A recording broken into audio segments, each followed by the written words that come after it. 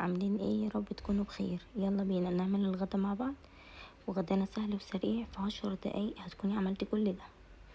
سهل وسريع جدا. يلا نشوف الطريقة عملناها ازاي مع بعض.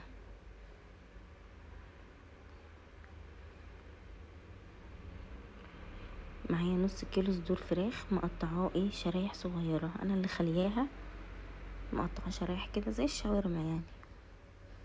حطيت عليه البهارات، فلفل اسود وسبع بهارات وبابريكا مدخنه ونص معلقه صغيره سماق هنا بيدي مزازه حلوه قوي، وتوم باودر وبصل باودر وفصين توم والملح وسنه جنزبيل وعصير الليمونه دي بيوديها في حته تانية خالص.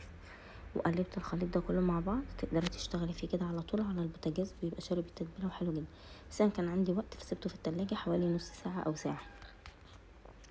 بعد كده حطيت طاسه على النار جريل ونزلت فيه بالخليط ده.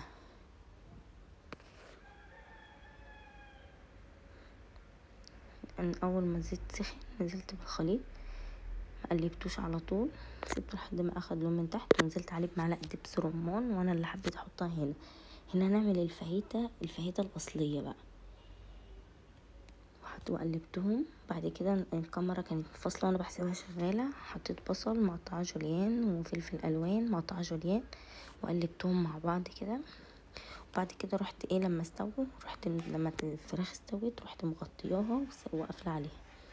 وعملت جنبها شويه رز اصفر وطوميه. والطوميه انا عملتها معاكم كتير، لو انتوا عايزينها برضه الفيديو هعملها لكم تاني.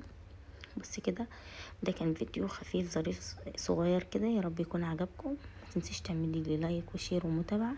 اشوفك في فيديو جديد، مع السلامه.